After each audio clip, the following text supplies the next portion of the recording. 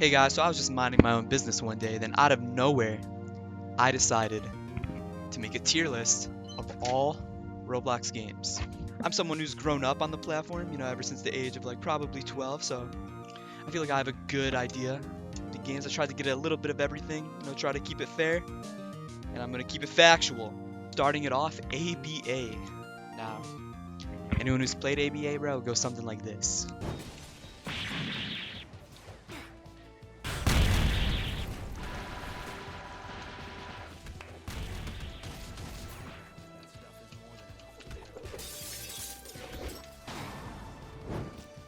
I don't really think I gotta say more, but it's probably the worst balanced game of all time. But I would say, honestly, I would put it at B. You can shut off your brain, have some fun. I'll probably put that lower once I add more things there. Next, aim blocks. Aim blocks. Where's Arsenal at? I'm gonna have to put Arsenal up there too. Pretty much the same thing. I would say aim blocks a little bit over, but probably both B. The only thing keeping aim blocks at B is the fact that everybody votes for the aimed guns game mode. It's probably the most unfun game mode, and people just do it to rocket jump. Besides that game mode, be a pretty fun game. I just like to gun game. I just like to just go in, shoot everything, get first place, dip. Just go in for 5 minutes, have some fun, go do something else. Both games are great for that. Arsenal is definitely more easy, more casual. Aim blocks is hardcore. Aimblox definitely has better players, but I don't know. Recently, I've played Arsenal a few times, and I was getting absolutely obliterated. So, who knows? Next, we got Arcane Odyssey. I'm going to put this onto the A tier, just over quality of how it's made. I haven't played this game in forever. There's not much replayability. That's the biggest drawback of the game. But quality, how well the game is made, how fun it is when you are first playing it, first progressing. Bad Business. Bad Business I'm going to put right above Aimblox and Arsenal because I do think it is more fun.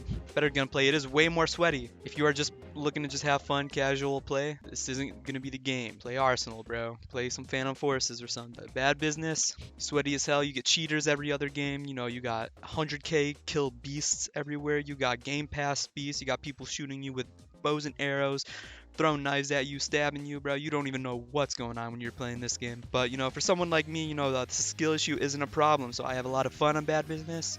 It's a pretty enjoyable game. Up next, we got Blade Ball. Personally, I'm going to put Blade Ball, the D tier. Okay, I think actually, I'll put it C. Core gameplay loop is alright. It's decently fun, but the problem is the progression is absolutely ridiculous. Pay to win is ridiculous. The game passes are ridiculous. The gameplay loop also gets boring. Also, I'm pretty sure there are cheaters every single server in this game. I've seen it before. Haven't played this game in forever. Haven't played it since it blew up.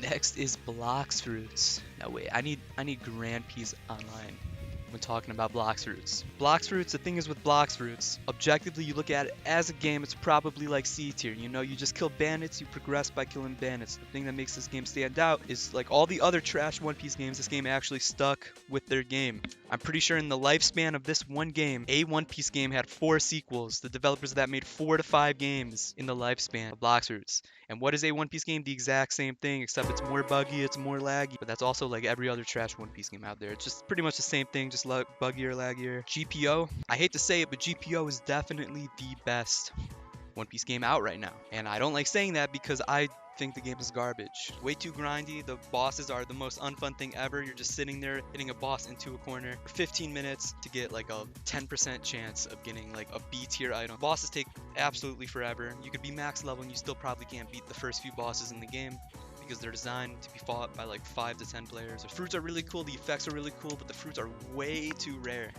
But the one thing GPO does do well is it has multiple methods of hunting a double fruit. You're not just finding them underneath trees like every hour. That's a possibility, but you can also fight marine ships, you can do dungeons, you can fight krakens. It's got some good alternative ways of playing. So yeah, it is a bandit beater, but there's alternative farming methods, so it's a little bit better than a bandit beater. So I'm gonna be putting Blox Fruits probably, now that I'm looking at this, ABA is definitely going down below Blade Ball. Put this here, probably this here. Up next, this is an easy one really.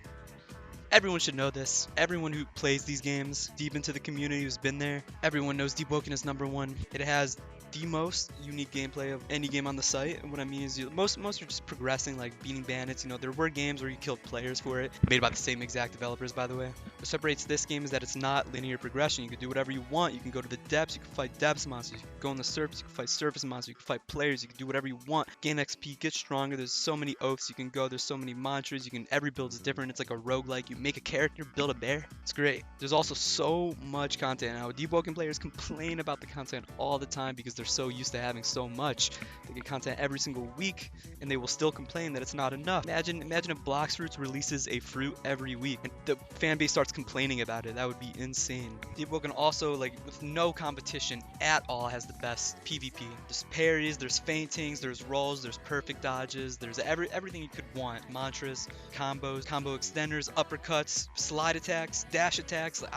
There's so much. I'm not that good at debugking, but I have a lot of hours, so I'm above average when it comes to fighting players. But I still, to this day, hundreds of hours on debugking from the release, have not ever completed layer 2, so there's still content for me. I've also never even beaten Ferryman. I've done Ferryman, but I've never beaten him. Up next, one of the goats, one of the most slept on goats of all time, Retail Tycoon 2.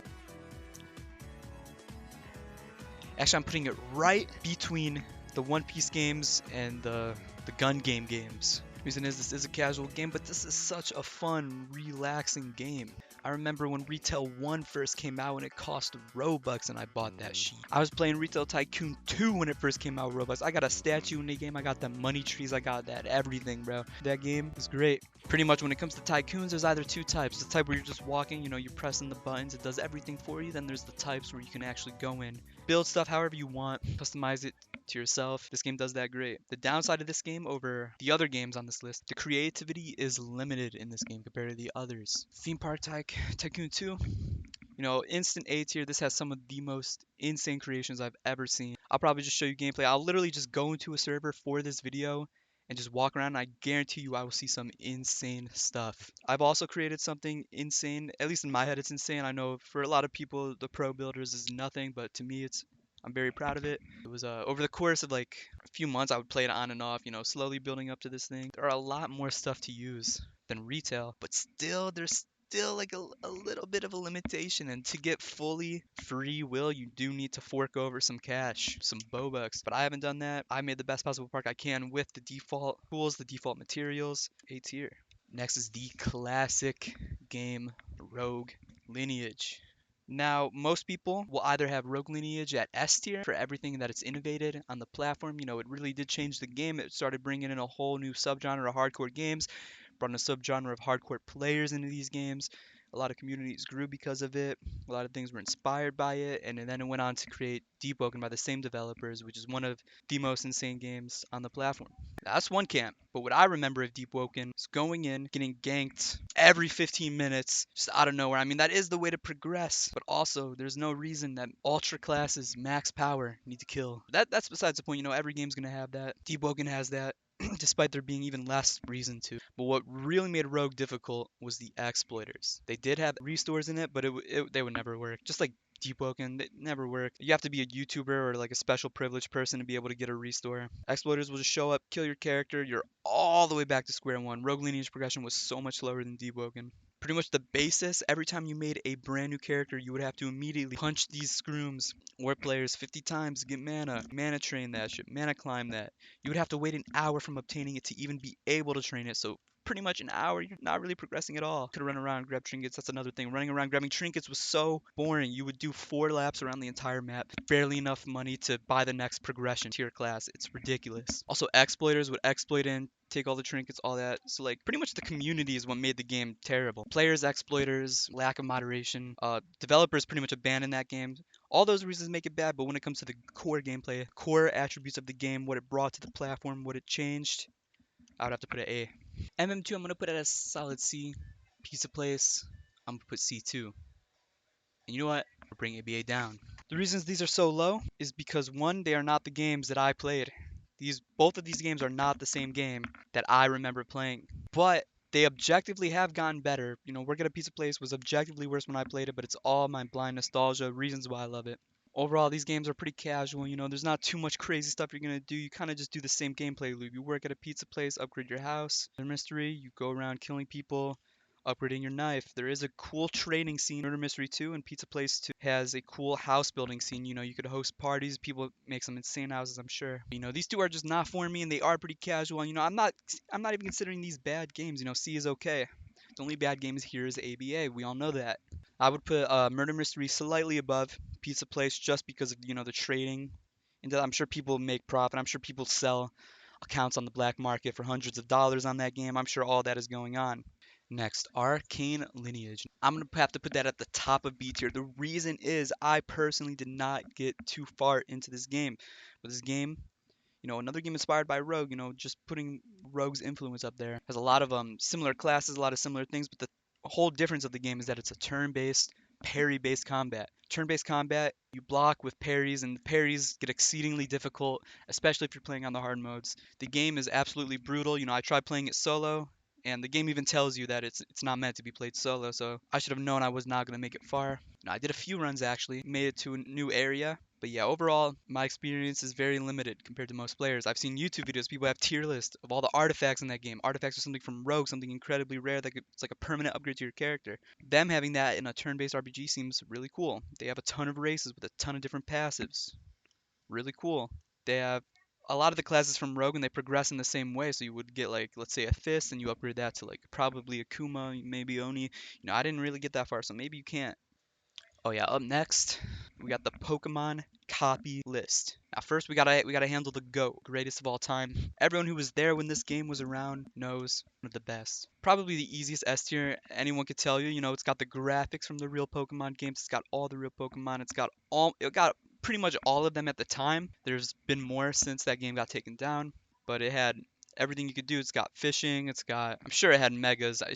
I don't remember fully, but it had a lot of cool features. I remember it had a roulette to get rare ones. I remember they had little Easter eggs, like you would go to this arcade, just like in the real games, you could play out the arcade for coins, and then you could buy special Pokemon with that coins. It had legendaries. It had a Safari Zone with custom Pokemon that didn't exist, like retextures. I remember there was like some glitch error Rhyhorn that I got. It had all 8 gyms. I'm pretty sure it had an Elite Four. I don't quite remember, but it was pretty much an entire Pokemon game. And as we all know, eventually they got taken down by the Corpos. You know what happens? We all come down eventually. You know, Shinobi Life 2, we don't even want to talk about that, bro. I didn't even put that on the list. That's honestly worse than death. They're slowly dying. They're bleeding out instead of just getting executed on the spot. But when the game got taken down, the developers decided, you know, we're not done. We're gonna make another game, same concept, but use our own unique IP. And they made Lumion Legacy, which is one of the most disappointing games ever made on the platform. Easiest D tier of my life. Now, it is better than ABA. You know what? Stopping to think about that, maybe it's not better than ABA, but yeah, you know, I have nothing good to say about this game anymore. You know, it was pretty cool at the time. They were, you know, remaking everything. It kind of worked the same, but like the combat was way slower. The movement was way slower. Random encounters were downright annoying. The Lumions looked lame. I remember the game first came out with one legendary, one shiny. The game came out with one gym. Maybe it was two, but I don't remember. But pretty much it was like 2 hours a game. You would play for around 2 hours. You were done. Then you had to wait 5 months for the next gym. Apparently they have a really bad update schedule. You know, I haven't personally experienced it. I haven't played the game since it came out, but I've seen YouTube videos complaining about it. It seems the player base all hate that game. It's got underneath 1K players, which is absolutely insane considering it has over 1 million favorites and was one of the most hyped games on its release. I remember seeing Pokemon shiny hunting Twitch streamers playing it. This was the last one, Tales of Tenario. Surprisingly good. You know, I'm actually putting that up into the A tier for Tales of Tenario. The reason is, you know, it is kind of like a Lumion Legacy situation, but I do think the designs are way cooler. All the dialogue is voice acting in the main story. Not all of it, but 90% of the main dialogue is voice acting. The voice acting can be pretty bad at times, but you know, you can mostly ignore it. You know, it does have a really cringy song on the opening, but you know, you could just ignore all of that. Just have a good old fashioned Pokemon time. The game has great shiny hunting with chains, great encounters. It's a lot like Omega Ruby, Alpha Sapphire if you've played those games. It's got a legendary, it's got incenses, it's got a lot of cool features, and they got ruptures, which are Dynamax battles. I'm pretty sure I forgot what they were called in like Scarlet Violet whenever they're introduced. It's got unique typings that didn't exist. Overall, it's got a lot of potential. A lot of potential that I just didn't see in Lumion Legacy. You know, I played Lumion Legacy when it first came out. I beat it, never touched that game again. I played Tales of Tenario when it came out. I beat it, and then I also went back. I went back to capture as many of them as I can. I'm still missing a few for whole decks on that game. I went back to Shiny Hunt. I got all the shiny starters. You know, these are things that I've never done and even brick rounds I've never done in Lumion Legacy. It's all surprisingly fun to do here. The biggest downside is the bugs. It's super buggy. I mean, like, you can't even take out a mount without just fading through the map. You know, I had a bug where my animations were glitched and I found a shiny starter, but I could not encounter that shiny starter because my animations were glitched. I could not encounter anything. I even sent it to a dev and they even offered to give me a shiny Chihuahua when trading was added. But obviously I wasn't taking that. You know, I just hunted another one. Like, who knows when trading's going to be added realistically. You can never trust the Roblox dev when they say a release on anything. But last but not least, I put this at the highest of D tier because this game is just nothing. I'm only putting this game in because it is popular. It is banging right now. This game's got like 100k players right now. But this game is honestly pretty bad, and it's kind of like an introduction to gambling for children. Now, I know you're saying like that's pretty much every single One Piece game on the platform, but this game is less apologetic about it. You know, I mean, really, I don't have much to say about this game. You know, I've only played it for probably 5 to 10 minutes, and that's actually enough time you need to see the entire game. The whole point of the game is just rolling for rare things, but the rarest things you already know what they look like because everybody is wearing them. Everyone is walking around the lobby with all the rarest things, so it's like, what's the point? You get the rarest thing and you're just another one of them. And what do you even do when you get the rarest thing? You just join servers showing everybody it, you just sit there talk. I don't know, I could kind of see the appeal because it's kind of like auras, like, you know, this is your aura, this will be like part of you, but when it comes down to rarities like that, everyone's just gonna have the rarest one. So everybody's just a clone. Kind of like the people who are playing this game, you know, kind of like NPCs. I don't know, when I look at this game, all I see is like a slave factory of a ton of children just forking over money to one developer. That's kind of all I see when I see this game. When I joined in, I looked at the players, all I saw were victims. You know, I didn't see players. I couldn't even consider them players considering there was no game.